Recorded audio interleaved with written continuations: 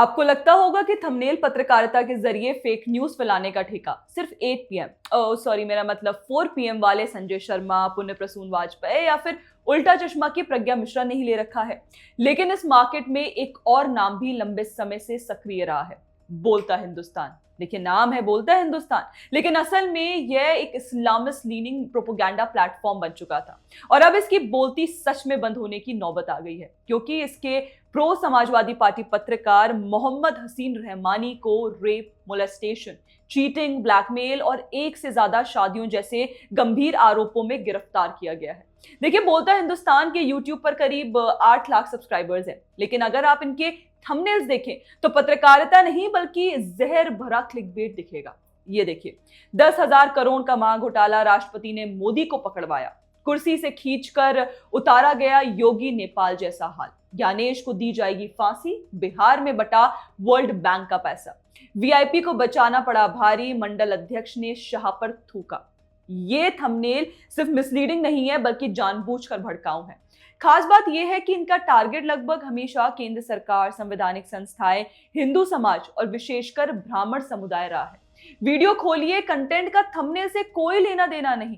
और इन्हीं वजहों से अप्रैल 2024 में ministry of information and broadcasting के निर्देश पर बोलता हिंदुस्तान को सस्पेंड कर दिया गया। एफआईआर और रिपोर्ट्स के अनुसार चैनल पर आरोप थे कि एंटी ब्राह्मण स्लोगन्स को जस्टिफाई किया गया, ब्राह्मण समुदाय और पुजारियों के खिलाफ हेट्रेड को नॉर्मलाइज किया गया। ब्राह्मण पैनल में भी ब्राह्मण, दक्षिण पंथ में भी ब्राह्मण, वाम पंथ में भी ब्राह्मण, विश्वविद्यालय में भी ब्राह्मण, न्यायालय में भी ब्राह्मण, फिर भी ब्राह्मण को बेचारा बता रहे हैं, बेसहारा बता रहे हैं। और कुछ मामलों में इन कवरेज के बाद ब्राह्मण टारगेटेड इंसिडेंट्स बढ़े। भारत में देखिए, वैसे भी हिंदू और ब्राह्मणों के खिलाफ हेट क्राइम को अक्सर हल्के में लिया जाता है और बोलता हिंदुस्तान इसी लूप होल का फायदा उठा रहा था।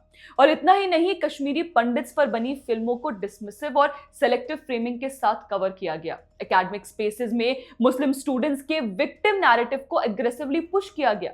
वही हिंदू विक्टिम्स को या तो कम स्पेस मिली या पूरी तरह इग्नोर किया गया। यानी कहानी ऐसी बुनी गई जिससे कम्युनल पोलराइजेशन बढ़े, ना कि सच सामने आए। बोलता हिंदुस्तान का ही एक और चैनल बोलता यूपी भी इन्हीं भ्रामक थंबनेल्स और फेक नैरेटिव्स की वजह से सस्पेंड किया जा चुका है। अब बात करते हैं, देखिए, गिरफ्तार पत्रकार मोहम्मद हसीन रहमानी की।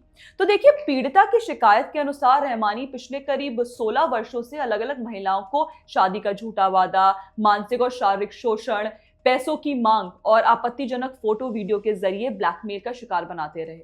पीड़िता ने सोशल मीडिया पर कहा है कि अगर आरोपी को बेल मिलती है तो उसकी जान को खतरा हो सकता है, इसलिए उसने दिल्ली पुलिस से सुरक्षा भी मांगी है। पीड़िता के मुताबिक 2010 में जब वे जामिया मिलिया इस्लामिया में पढ़ रही थी, उसकी पहचान रहमानी से हुई। दोस्ती धीरे धीरे रिश्ते में बदली।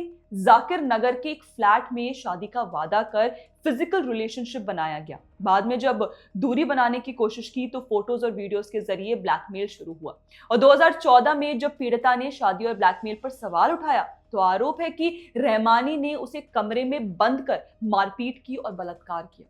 इसके बाद भी धमकी और ब्लैकमेल का सिलसिला चलता रहा।